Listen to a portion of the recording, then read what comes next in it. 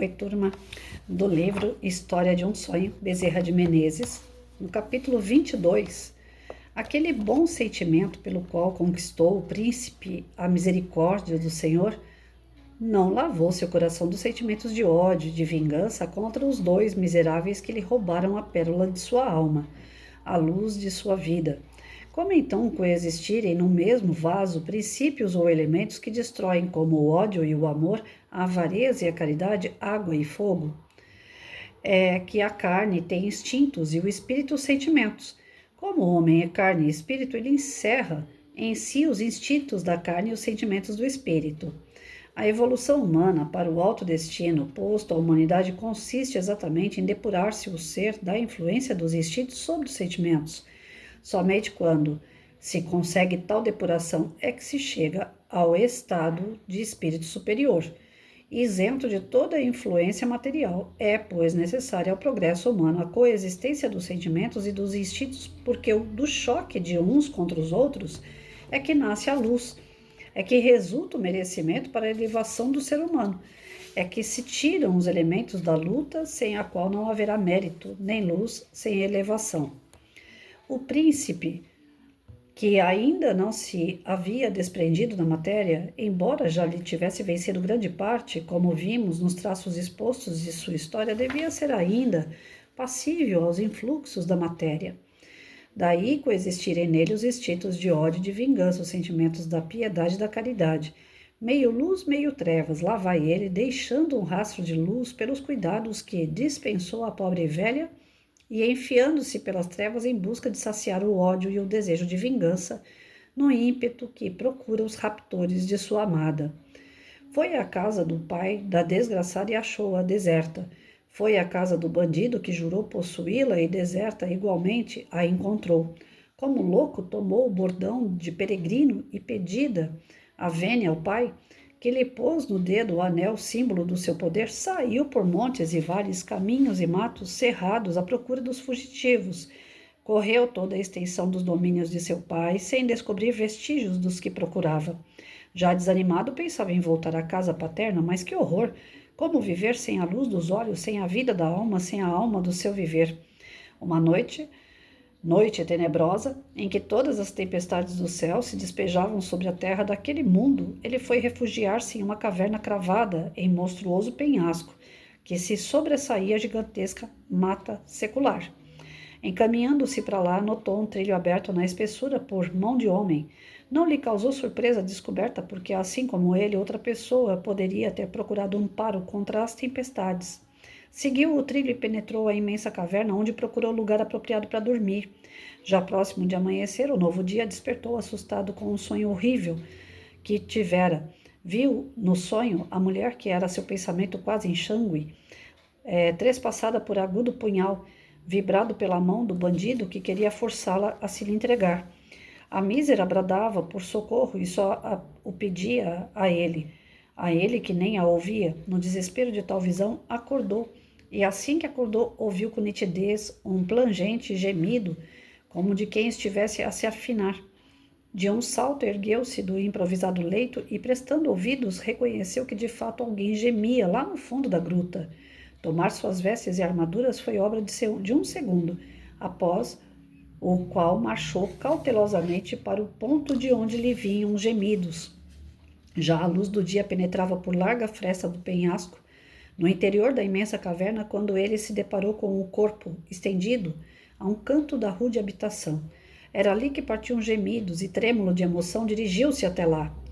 Sobre folhas silvestres expostas em forma de leito jazia o corpo que o atraíra e agora o fazia singularmente. Era de uma mulher, mas estava colocado de modo que a luz não permitia ver-lhe o rosto. A aproximação daquele corpo, o príncipe sentia pulsar-lhe o coração e fraquejaram-lhe as pernas, como se uma desgraça estivesse iminente. Seria uma previsão, um efeito do sonho que tivera? Fosse o que fosse, ele mais se arrastou do que andou para junto da pobre mulher, a quem dirigiu a palavra perguntando o que fazia gemer. A sua voz, um grito de dor e de alegria, interrompeu o ritmo daquele corpo já quase inanimado. Será possível que eu te veja antes de deixar a vida? 2 gemidos e 2 corpos uniram-se, 2 lábios colaram-se. Era ela a causa de todas as suas dores da vida? a que procurara por montes e vales, caminhos e matos cercados. Mas que horror! Era ela a desejada, porém, em que estado a encontrava? Se ainda era viva, a vida estava-lhe presa por tenuíssimo fio. Talvez fosse melhor nunca mais tê-la visto do que encontrá-la naquele estado, vê-la sentir as alegrias do céu e cair no báratro das mais horríveis torturas. Assim mesmo, aquelas duas almas banharam-se num oceano de alegria. É assim o coração humano. Sua lógica não é a da razão, é do sentimento, e o sentimento tem seu horizonte circunscrito ao presente. Os dois amantes viveram naqueles segundos uma eternidade. Gozaram no curto espaço de tempo as alegrias de uma vida sem termo. A moça, passada a doce comoção, falou sobre o que lhe sucedera, desde que se separaram.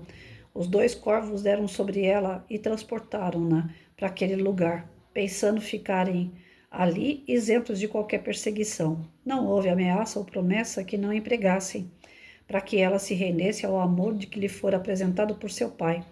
Mas percebendo que tudo seria sutil, este a deixou entregue ao bandido, que a tratou com extremo rigor, empregando a violência a fim de vencê-la. Desenganado de alcançar seu fim, o facínora recorreu, na véspera, ao punhal, com o intuito de intimidá-la, mas tal foi a resistência dela que, perdida a razão, cravou-lhe no peito e prostrou-a naquele estado. Terminada a narração, a pobrezinha ergueu-se até abraçar e beijar o caro esposo e mal pôde articular essas palavras: "Sê feliz e chora por mim." Estava morta. Então, assim, essa busca do príncipe pelo momento de ser uma pessoa melhor, de fazer coisas melhores, ao mesmo passo vinha nele aquela sensação de vingança, aquela sensação de ódio, de rancor. E aí a gente traz para a nossa realidade, né? Qual de nós não temos aí os nossos inimigos, sejam inimigos físicos, inimigos espirituais, os nossos antepassados ou os nossos presentes, que são pessoas que nós não conseguimos lidar, que nós temos vontade de sumir, né? De revidar muitas vezes, de nos distanciar. São tantos sintomas, são tantas sensações, sentimentos contraditórios, porque ao mesmo tempo que a gente apresenta ações boas, vontades de fazer o bem, nós temos aquele rancor de algumas pessoas. Então, por isso que Jesus dizia, né? Vai lá e faz as pazes com o teu inimigo enquanto você está na frente dele. Porque possivelmente você vai cruzar com ele várias vezes, desde que você não perdoe. Quando você perdoa, você se liberta. Eu fiz uma dinâmica uma vez. Deixa eu ver se tá aqui. Opa! Achei. Eu fiz uma dinâmica uma vez com essa bexiguinha aqui. Eu até guardei ela. Eu pedi para as pessoas pensarem da seguinte forma. Eu já falei isso aqui num outro estudo, mas vamos lá. Tem gente que está vendo pela primeira vez, né? Quando você está enchendo uma bexiguinha, eu pedi para as pessoas durante a dinâmica imaginar o seguinte: vai preenchendo, vai enchendo essa bexiga, lembrando das coisas ruins que você passou, né? Então, uma pessoa falou mal de mim, assopra, né? Uma pessoa me prejudicou na empresa, vai lá e assopra. Outra pessoa me fechou na rua, eu tô andando de carro, uma pessoa fechou no trânsito, assopra, né? Aí o meu filho foi ingrato comigo, assopra. Aí todo o mal que você começar a lembrar de pessoas que te prejudicaram ou tentaram te prejudicar, né? De você lembrar que em alguma situação você sonhou com algo ruim, tudo que for ruim você vai enchendo essa bexiga, né? Todas as suas mágoas, suas tristezas, você vai enchendo a bexiga. Vai chegar um dado momento, a minha tá diminuindo porque tá guardada há um bom tempo.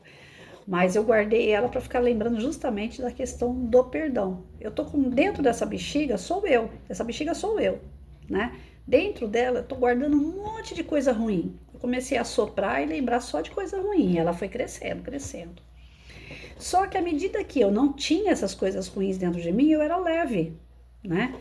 Eu não tinha nada que me pesasse. À medida que eu assoprei, tem um ar lá dentro pesando dentro de mim. Então, no caso de nós, são os sentimentos, são os pensamentos ruins que a gente vai agregando e inchando com isso, né? Mas quando a gente começa a pensar nessas coisas ruins que estão dentro de nós e a gente começa a liberar em forma de perdão, eu perdoo aquela pessoa que me fechou no farol. Afinal de contas, se ela não me fechasse, talvez ela ia atropelar uma outra pessoa que estava desatenta no trânsito, né? Ou então ela se distraiu, é algo que pode acontecer comigo também, né? Eu perdoo aquela pessoa que tentou me prejudicar no serviço porque ela queria aparecer mais do que eu. Vai chegar um dado momento que ela vai entender que não é o aparecer e sim trabalhar, mostrar serviço que realmente faz a gente crescer numa empresa e não prejudicar o próximo.